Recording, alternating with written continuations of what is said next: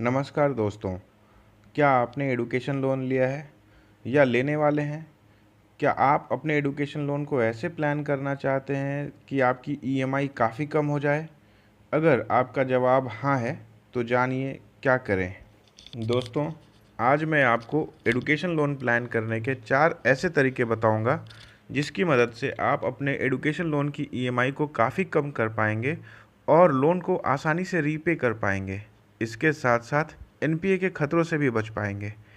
आइए जानते हैं क्या है वो 4 तरीके बैंकिंग सिंप्लीफाइड के साथ आज इस वीडियो में।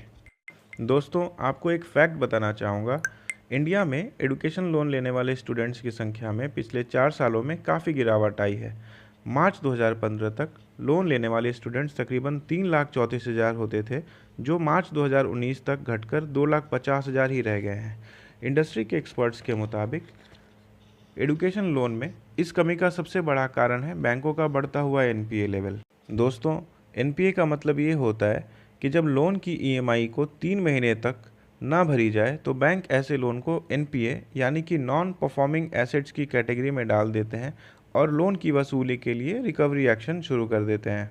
रिकवरी एक्शन के अंदर बैंक आपको कानूनी नोटिस देकर लोन रीपे करने का डिमांड कर सकता है, या आपके लोन के लिए किसी ने गारंटी दी है तो बैंक गारंटर को भी नोटिस दे सकता है। इसके अलावा अगर आपने लोन के लिए किसी तरह की प्रॉपर्टी को सिक्योरिटी के तौर पर बैंक को दिया है तो बैंक उसे भी सरफेसी एक्ट के तहत बेचकर अपने लोन को सेटल कर सकती है। एक बहुत इंपॉर्टेंट बात दोस्तों, एडुकेशन लोन एनपीए होने पर आपकी सिविल रिपोर्ट भी ख़राब हो सकती है, जिसकी वजह से भविष्य में किसी और तरह के लोन सैंक्शन होने में भी मुश्किलें हो सकती हैं। इसीलिए दोस्तों, एडुकेशन लोन की प्लानिंग बहुत ज़रूरी है और आप अपने ईएमआई को मैनेज करने के लिए या कम करने के लिए ये 4 तरीके ज़रूर फॉलो कर सकते हैं। आइए बात करते हैं पहले तरीके के बारे में।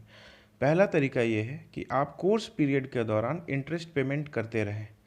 दोस्तों, एडुकेशन लोन सैंक्शन होते समय हमें ईएमआई स्टार्ट करने के लिए पूरे कोर्स पीरियड के बाद भी जॉब लगने तक 6 महीने या नहीं लगने पर 1 साल तक का समय बैंक देता है, लेकिन हमारे लोन अमाउंट पर लोन मिलते ही इंटरेस्ट लगना शुरू हो जाता है।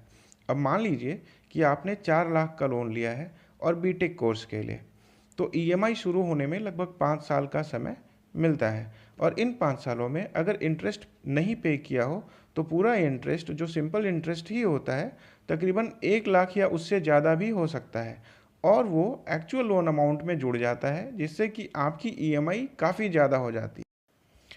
इसके अलावा भी अगर आपने कोर्स पीरियड के दौरान लगातार इंटरेस्ट का भुगतान किया है तो बैंक आपको पूरे इंटरेस्ट रेट पे लगभग 2% तक का छूट भी दे सकती है, जिसकी वजह से आपकी ईएमआई और भी ज़्यादा कम हो जाएगी।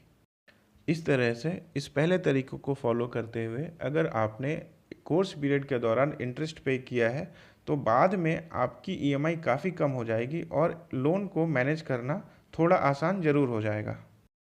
दोस्तों, अब बात करते हैं दूसरे तरीके के बारे में। दूसरा तरीका यह है कि आप लोन लेते समय जब ईएमआई फिक्स कराते हैं तो इंक्रीमेंटल ईएमआई का ऑप्शन चुनें। इंक्रीमेंटल ईएमआई के अंदर जॉब लगने के बाद शुरू में आपकी ईएमआई कम रहती है और धीरे धीरे बढ़ती जाती है। दोस्तों, इंडस्ट्री की कई रिपोर्ट्स के आधार पर यह देखा गया है कि आज की इकोनॉमी में कोर्स करने के तुरंत बाद जॉब मिल पाना इतना आसान नहीं रहा और अगर जॉब मिले तो शुरू के 3 साल सैलरी इतनी ज़्यादा नहीं होती कि आप अपने सारे खर्चे निकालने के बाद आसानी से ईएमआई भी पे कर पाएँ। इसीलिए अगर आपकी ईएमआई पहले से इंक्रीमेंटल ईएमआई के रूप में फिक्स्ड है तो शुरू के सालों में आपको कम ईएमआई भरना होगा और जैसे जैसे आपके वर्क एक्सपीरियंस के साथ साथ आपकी सैलरी बढ़ेगी तो आप उसी के हिसाब से ईएमआई पे करके अपने पूरे लोन को आसानी से रीपे कर सकते हैं। चलिए अब तीसरे तरीके के बारे में जानते हैं। दोस्तों, अगर आप पहले दोनों तरीकों को यूज़ करने के बाद भी ईएमआई नहीं चुका पा रहे या किसी कारणवश आप जॉब में नहीं हैं या आपकी सैलरी फ़िलहाल इतनी नहीं है कि आप ईएमआई पे कर सकें, तो घबराने की बात नहीं है। वैसे तो कोविड-19 और लॉकडाउन के बाद आरबीआई के डायरेक्शंस पर सारे बैंकों ने मार्च 2020 से अगस्त 2020 तक के ईएमआई में मोरेटोरियम का ऑप्शन दे दिया है, जिसका मतलब ये है कि अगर आप मार्च 2020 से अगस्त 2020 तक ईएमआई ना भी पे कर पाएँ तो बैंक डिमांड नहीं करेंगे। लेकिन इसके बाद भी आपको ये जानना भी ज़रूरी है कि लगभग सारे बैंक्स स्टूडेंट्स को ये ऑप्शन भी देते हैं कि यदि आप बेरोज़गार हैं या आपकी सैलरी कम है तो आप बैंक से रिक्वेस्ट करके कम से कम 6 महीने का एडिशनल मोरेटोरियम ले सकते हैं। 6 महीने का मोरेटोरियम पीरियड आपके कोर्स पीरियड जैसा ही होता है, जिसमें आपको 6 महीने तक ईएमआई नहीं चुकाना पड़ता। और ख़ास बात यह है दोस्तों कि आप ऐसी मोरेटोरियम पीरियड अपने लोन टेन्योर में 6-6 महीने तक 3 बार तक ले सकते हैं।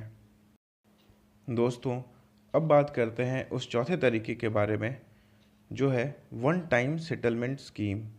दोस्तों, अगर किसी कारणवश आप अपने सारे एफर्ट्स के बाद भी बैंक लोन की ईएमआई अगर 3 महीने तक नहीं चुका पाए तो आपके लोन को एनपीए की कैटेगरी में डालकर बैंक रिकवरी एक्शन शुरू कर देता है और अपने कुल बकाया रकम की आपसे डिमांड करता है।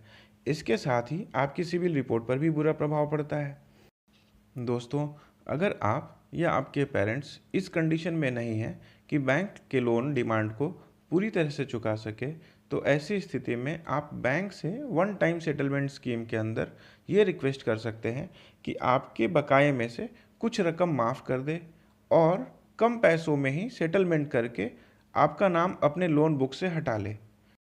वन टाइम सेटलमेंट स्कीम के अंदर बैंक आपके जेन्युइन रिक्वेस्ट को कंसीडर करते हुए कुल बकाये लोन अमाउंट में से इंटरेस्ट पोर्शन के साथ साथ प्रिंसिपल अमाउंट में से काफ़ी छूट दे सकती है और आप आसानी से बैंक लोन के डिफ़ॉल्टर लिस्ट से बाहर आ सकते हैं। दोस्तों, ये थे एजुकेशन लोन प्लानिंग और ईएमआई मैनेजमेंट के 4 उपाय। आशा करता हूँ इस जानकारी से आपको ज़रूर हेल्प मिली होगी। इस टॉपिक पे अगर आपकी कोई राय हो या सवाल हो तो कमेंट बॉक्स में ज़रूर बताएं।